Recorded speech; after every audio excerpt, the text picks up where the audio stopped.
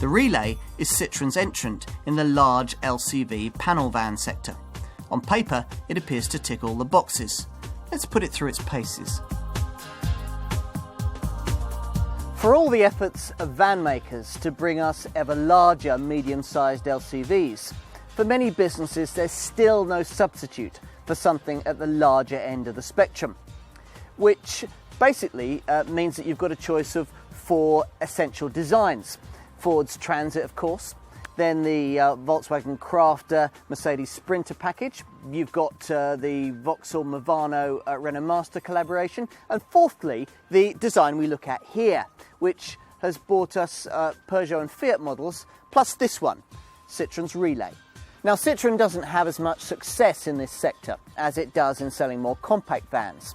So when this generation Relay model was first introduced back in 2007, considerable effort went into making sure that it could match or beat its fiercest rivals in every respect. Even features like satellite navigation were included as standard. The result, the French maker hopes, is an LCV that you can't ignore. Let's find out if they're right. So, what's it like to drive? Well, for a start, there's a big climb up into the cab, giving the driver great panoramic views of the road ahead. Now, beneath your right foot, you've got a choice of 2 very different common rail HDI 16-valve 4-cylinder diesel engines. I've got the 2.2 litre HDI here. There's a choice of 100 or 120 brake horsepower variants. And both have quite a lot of pulling power, enough indeed to tow a trailer with a braked weight of up to 2,000 kilograms. Still, if that's not enough, there's a third option, the 157 brake horsepower 3 litre HDI unit. Now, the 2 most powerful Relay models get a 6-speed manual transmission, but if you go for the 100 brake horsepower version, you get a 5-speed manual box. The 100 bhp model also does without variable assistance for the power steering to keep it light in town and heavier once onto the open road. But even with this feature in place, some operators may find the steering a little bit lighter than they're used to. Still, it's great around town where it makes light work of tricky urban situations with a 10.8 metre turning circle between curbs. That's pretty tight. On longer trips, you might notice that this isn't the quietest van of its kind, although in this model the fitment of a bulkhead in the cab does alleviate the noise to some extent. Suspension is something of a Citroen speciality, and not only in its passenger cars. All Relays feature a single leaf spring rear suspension setup, but you can replace that by a double leaf spring system if you're regularly going to be carrying heavy loads, or even a pneumatic self-leveling setup. Now, as far as handling is concerned, well, the Relay handles very neatly. It's composed through the corners, smooth on the straight, with ABS and brake assist to make it more effective if the whole thing does get away from you, and ESP stability control as an option. Conventionally styled, this van is not. Instead, the Relay has the kind of front end that draws your gaze this way and that. The prominent 3-piece front bumper that thoughtfully incorporates a couple of steps so the driver can climb up and clean the windscreen. The distinctive boomerang-shaped headlamps. The heavy swage lines that go up and down both sides above deep rubbing strips that protect both the flanks and the rear doors from minor damage. Inside the cab, the design is less dramatic than that of the exterior, but it is thoughtfully executed. There's an armrest for longer journeys, though it would be useful to have a cup holder near the driver's right hand, and the gear stick is mounted on the dashboard rather than a projecting moulding, so it's easy, if need be, for the driver to slide across the cab and get out safely on the pavement side. If you're getting in and out normally, however, using the driver's door, you may occasionally find your trousers being snagged by the location of this handbrake lever. Build quality, it's not quite as solid as in some pricier rivals, but it all feels built to last, and plenty of thought has been given to day-to-day usability. Copious storage compartments include a glove box, a lockable lidded bin in the centre of the dashboard that's large enough to swallow a laptop. Shelving on the passenger side, 2 shelves, one above the other, plus further shelving both beneath the steering wheel and to the right of it. List prices suggest that you'll be paying somewhere between £18,000 and £28,000 for your relay van. That's about the same as you'd be paying for an equivalent Ford Transit or Peugeot Boxer, but perhaps slightly less than the Volkswagen LCV equivalent. Now, as you'd expect, there's a wide range of different body sizes, allowing capacities anything from 8 cubic metres to a truly sizable 17 cubic metres. And this vehicle can handle some truly hefty cargoes, with gross vehicle weights extending right up to 4 tonnes.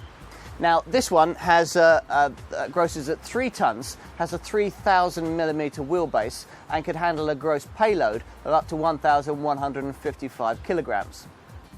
In addition to the various load bay options, there are window van models, that's minibuses to you and I, plus single and double cab options, and the usual factory conversions that give you crew cab, chassis cab, tipper, drop side and Luton derivatives.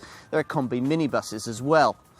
Now, a major selling point of this vehicle is that it comes with satellite navigation, the Traffic Master system that not only gets you there but guides you around jams while doing it.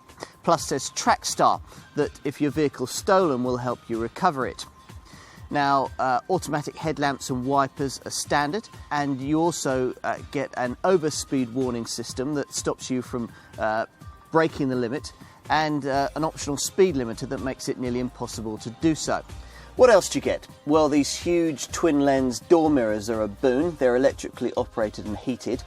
Other common relay items include a multifunction trip computer, remote central locking that enables you to lock and unlock the loading bay and loading area separately and activates once you're moving, a CD stereo with wheel-mounted controls, 12-volt power sockets in both the cab and the loading bay, and front electric windows. Owner-drivers or kindlier employers may also want to consider extra cost items like a reversing camera, Bluetooth connectivity for your mobile phone, and climate control.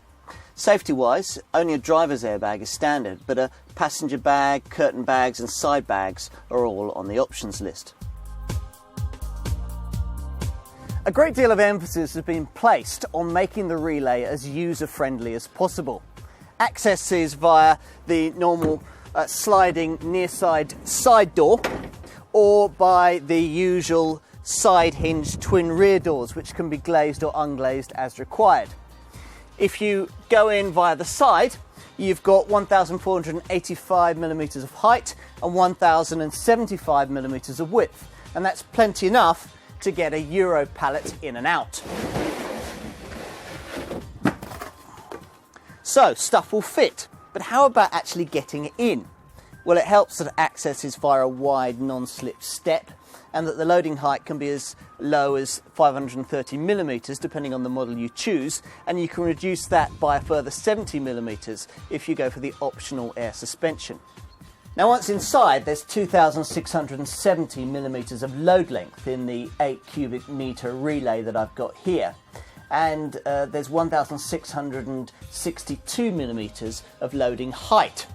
You've got 1,870mm of width side to side, but that narrows to 1,422mm between the wheel arches here. But there's still enough space for an 8x4 flat sheet to be loaded flat on the floor. There are plenty of tie-down hooks on the floor, 8 in fact, plus 2 more on each side at waist height above the wheel arches. And if necessary, you can secure loads to the protective frame behind the driver's seat, or as in this case, the bulkhead. You've got protective panelling on both sides, although that does leave the wheel arches exposed. So I'd really recommend you go the whole hog and get a proper protective ply lining kit. Keeping costs down will be a major priority for potential owners, so they'll approve, for example, of the 3-piece bumpers that mean you've only got to replace the part that's actually damaged if you have a knock.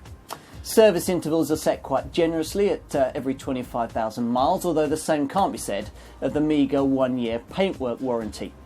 You do at least get a 3-year, 100,000-mile mechanical warranty though, with no mileage limit for the first 2 years. And there's 6 years of anti-perforation warranty too. Fuel consumption, well, you should get 35 miles to the gallon on a regular basis from the 2.2 litre HDI variants, as long as their work isn't all urban based. And eco warriors will be pleased to know that both of the available diesel engines will run on fuel containing up to 30% biodiesel without modification. Now, Citroen is serious about replicating its compact van sales success in the large LCV sector. They've collaborated on what is arguably the best design in this marketplace, then equipped it to stand out from its Peugeot and Fiat van stablemates. There may be more desirable panel vans in this sector, but few make more sense than this relay. If your business is shopping in this marketplace, then it has to be on your list.